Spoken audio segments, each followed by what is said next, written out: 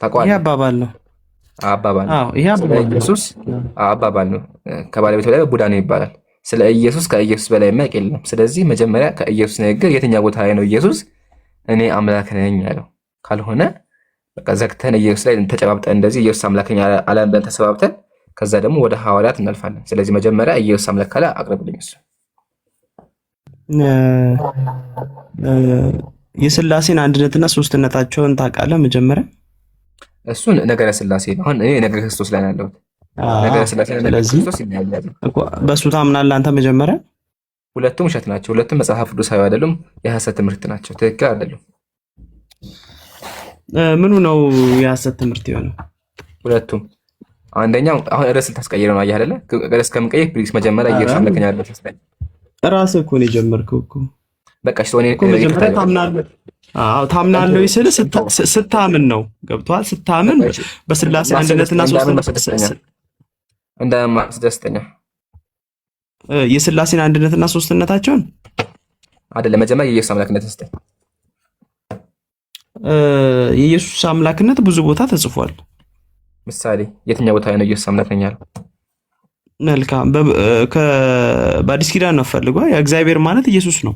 ይሄን ታውቃለህ። ኢሳይያስ 54 ላይ ግባና ለሱ ማሰብ ዘጸአት 20 ዘጸአት ላይ ኢየሱስ አምላክ ነኝ ይላል። እግዚአብሔር አምላክ መሆኑን እዛ ላይ ይናገራል። እኔ እግዚአብሔር አምላክ ነው አላልኩም። ጥያቄያችን ኢየሱስ እግዚአብሔር እንደሆነ ማስረጃ ነው እኮ። ኢየሱስ ማለት እግዚአብሔር ማለት ነው። የሥላሴን አንድነትና ሶስትነት የሥላሴን አንድነትና ሶስትነት ቆይ አንድ ኢየሱስ ማለት በየትኛው ትርጓሜ ነው እንትን የሆነ ትርጉሙ እግዚአብሔር ነው በየትኛው ትርጓሜ ነው?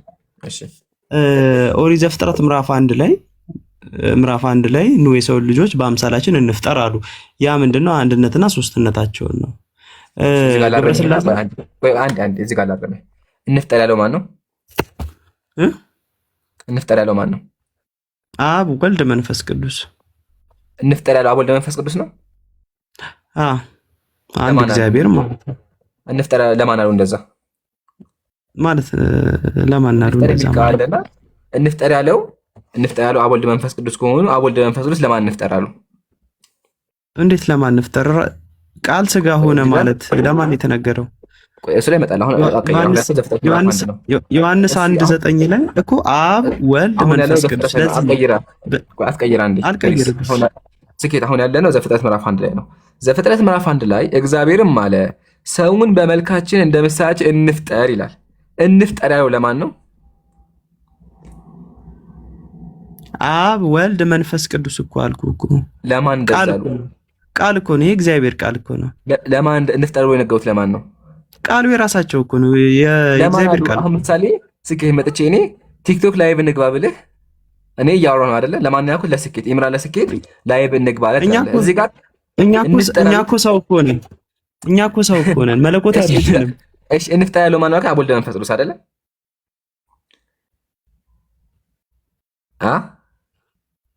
እየሰማሁ ነው። አብ ወልድ መንፈስ ቅዱስ ለማን እንፍጠር አሉት? እንፍጠር ብሎ የነገሩት ለማን ነው? ይሄ እኮ ቃል እኮ ነው። እግዚአብሔር ቃል እኮ ነው። ማን ሰማሁ አትርገሞሽ። እግዚአብሔር ቃል ተቀብያለሁ፣ ግን ጥያቄ ለማን ነው እንፍጠር ያሉት? ማለት ለማን ነው እንፍጠር ያሉት? እንፍጠር የሚለው ቃል እኮ ትእዛዛዊ ቃል ነው አይደለ? ምሳሌ ላይ ብንገው ለማን ልፈልገህ ነው? አንተ ንገረኝ። አላውቀውም፣ ንገረኝ አንተ። ለማን ነው እንደዛ ያለው እኮ? ለማን ልፈልገህ ነው? አንተ አታውቀውም አንተ? ያው የተጻፈውንም እኮ አወጣሁልህ። ለማን ነው እንደዛ ያሉት? ለማን ነው? ኦሪት ዘፍጥረት ምዕራፍ 1 ከቁጥር 26 ላይ እኮ አወጣሁልህ እኮ። እንፍጠር የሰው ልጅ በአምሳላችን እንፍጠር አሉ።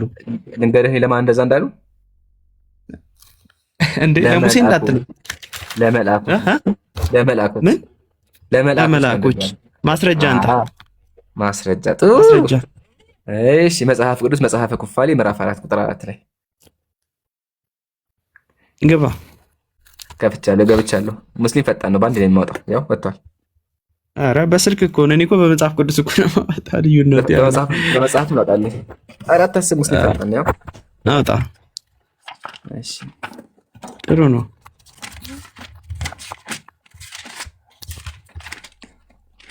ያው ወጥቻለሁ። አየህ በአንድ ላይ የማወጣለን። እሺ አንብበው። እግዚአብሔርም ለእኛ እንዲህ አለን፣ አዳም ብቻውን ይሆን ዘንድ መልካም አይደለም፣ ነገር ግን እንደ እርሱ ያለ ረዳትን እንፍጠርለት አለን ይላሉ። ከዛ አምላካችን እግዚአብሔር ያናገራል። ስለዚህ እንፍጠር እያሰማከው የነበረው ማንን ነው? እንፍጠር ለመላእክት ነው የተናገረው እሱ። አዎ ለመላእክት ነው። እዚህ ጋር እግዚአብሔር አምላካችን በሚናገረው ማን ነው እኮ? ለመላእክት ነው የሚለው እሱ ጋር። አዎ እየተናገረ መልአኩ ነው። እየተናገረ ያለው መልአኩ ነው። መልአኩ ምን አለ? እግዚአብሔር አምላካችን ለአዳም እንፍጠር አለ ብሎ ተናገረ መልአኩ። እሺ ቀረብ አድርገው ከላይ ጀምሮ እናንብበው። ቁጥር ስንት ነው? ቁጥር 4 ላይ እግዚአብሔር ለኛ እንዲህ አለን፣ አዳም ብቻውን ይኖር ዘንድ መልካም አይደለም፣ ነገር ግን እንደ እርሱ ያለ ረዳት እንፍጠርለት። እዚህ ጋር የመልአኩ ስም ተጠርቷል። መልአከ ገጽ ይባላል። የቱ ጋር? መጽሐፈ ኩፋሌ ምዕራፍ 1 ቁጥር 25 ላይ እኮ መልአከ ገጽ የሚል የት አለ? ያ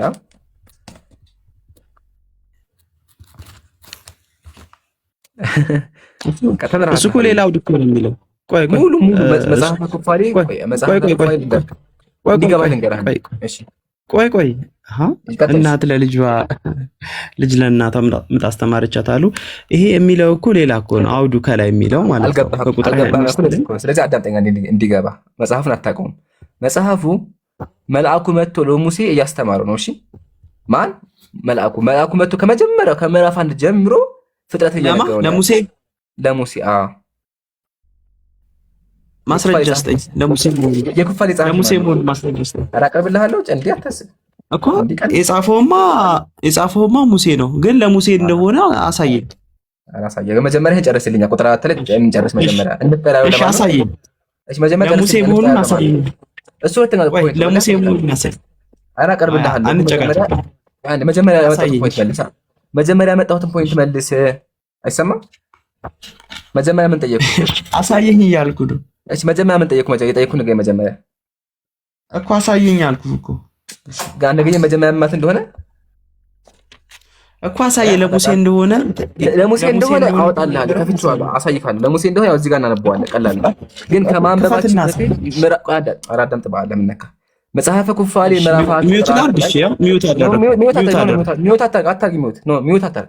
ሚውት አንሳ። ጥያቄያችን ቁጥር 4 ላይ ምን የሚል ነገር አለ? ልመለስ አንዴ። ቁጥር 4 ላይ ምን ይላል? አዳም እግዚአብሔር እንዲህ አለን አለ። መልአኩ ምን አለ? እግዚአብሔር ለኛ እንዲህ አለን፣ አዳም ብቻውን ይሆን ዘንድ መልካም አይደለም፣ እንደ እርሱ ያለ ረዳት እንፍጠርለት አለን። አምላካችን እግዚአብሔር እያለ ይናገራል። ጥያቄ እንፍጠርለት አለን ብሎ የተናገረው ማን ነው? መልስልኝ። ድገመው። አልሰማሁም። ለአራተኛ ጊዜ አንብበው። ችግር የለውም አነብልሃለሁ፣ ግን በደንብ አዳምጠኝ። እያዳመጥኩ። እግዚአብሔር ለኛ እንዲህ አለን፣ አዳም ብቻውን ይሆን ዘንድ መልካም አይደለም፣ እንደ እርሱ ያለ ረዳት እንፍጠርለት።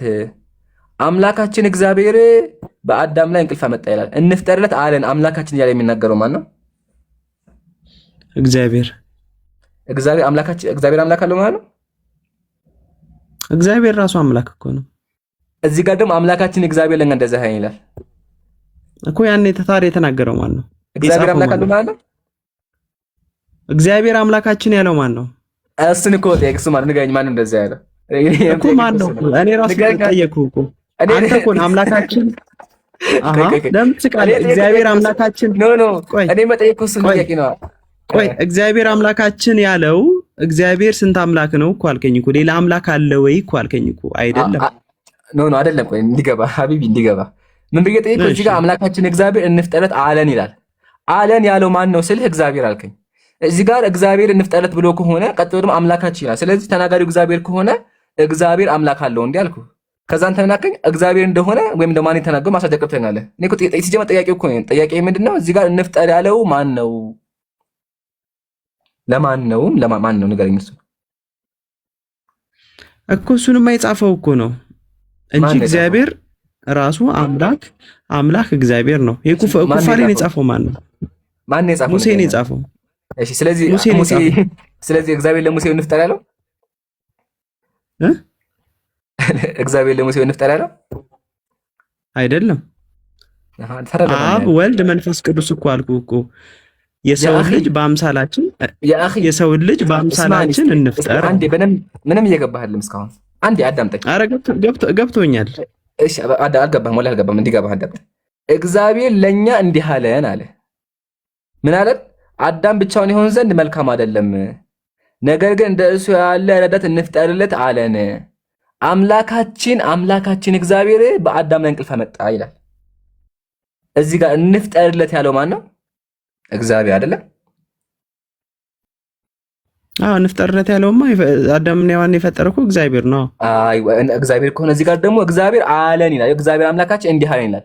እንዲህ አለን የሚለው ማን ነው እኮ? ያለው እኮ እግዚአብሔር እኮ አይደለም። ታዲያ አለን ያለው እኮ እግዚአብሔር እኮ አይደለም። ማን ነው? እኔም እኮ ማን ነው ታዲያ ንገረኝ እኮ። ማን ነው? ቅድም እኮ ነግሬሃለሁ እኮ። ጸሐፊው እኮ አልኩህ እኮ። ጸሐፊው ማን ነው? ማን ነው ጸሐፊው? ሙሴ እኮ አልኩህ እኮ። ስለዚህ እግዚአብሔር ለሙሴ ምን አለው? አዳም ብቻውን የሚሆን ዘንድ መልካም አይደለም፣ እንደ እርሱ ያለ ረዳት እንፍጠርለት አለው ማለት ነው።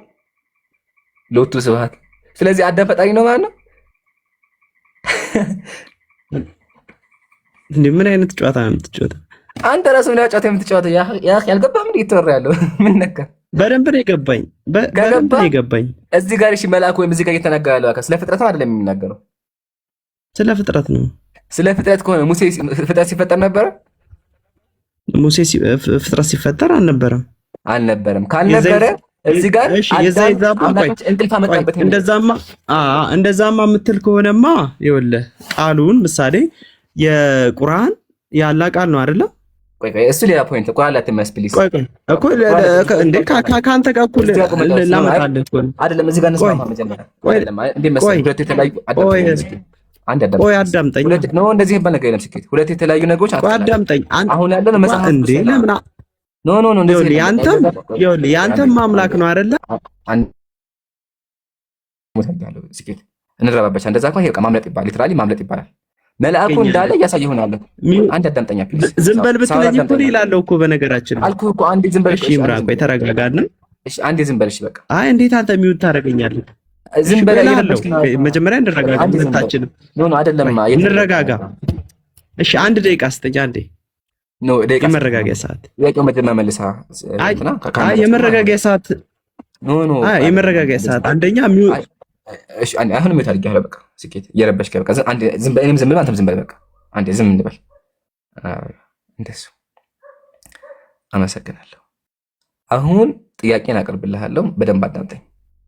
ኩፋሌ 4:4 ላይ እግዚአብሔር ለኛ እንዲህ አለን። እግዚአብሔር እንዲህ ነው ለኛ ነው የሚለው። ሙሴ ስንት ሰው ነው?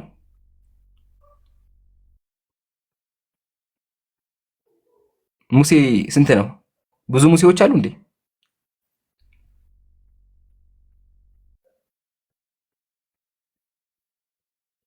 ሙሴ አንድ ከሆነ እዚህ ጋር ለእኛ ነው የሚለው። መልስልኝ። ምነው ዝም አልክ?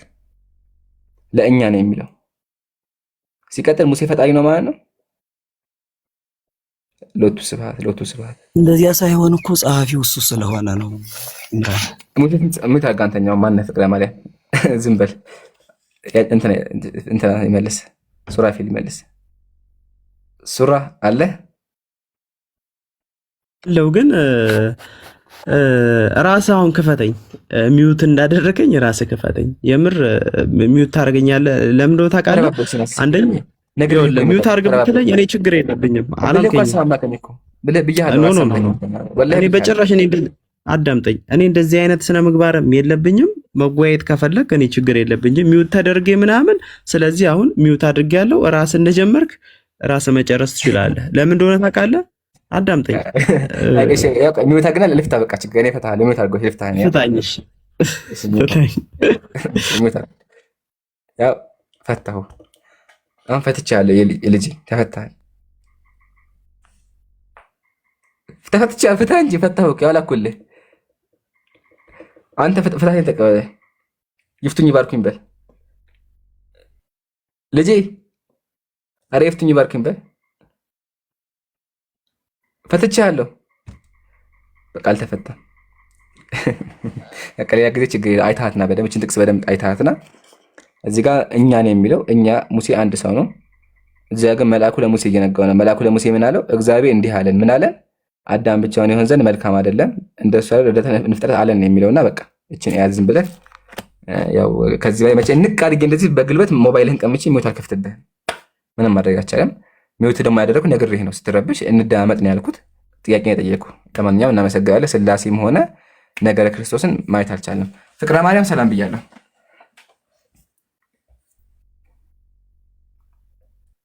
ፍቅረ ማርያም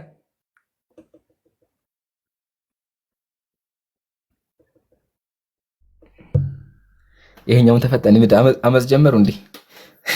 አይ ሚውት ስላረከኝ ነው አንተ ራስህ አንተም እሺ ያው ልጅ ፈትቻለሁ። አንተ እንዴት አለ? አይ አንተ መፍታት አትችልም እንጂ ልኬልሃለሁ። ይቻላል እኮ ቲክቶክ ዘመናል እኮ አልሰማህም እንዴ? በዘመናዊ ቲክቶክ ይላካል። ተመለስ ሪላይዜሽኑ በሱ ማለት ነው። ስማኝማ ከየት ቤተ እምነት ነህ? እኔ ከክርስትና ጴንጤ፣ ኦርቶዶክስ። በጣም አንገብጋቢ ጥያቄ ነበረኝ። እሺ ምንድነው? መጽሐፍ ቅዱስ ሳነብ አንድ ጥያቄ ተፈጠረብኝ ስለ እግዚአብሔር። እሺ ምን ተፈጠረብህ?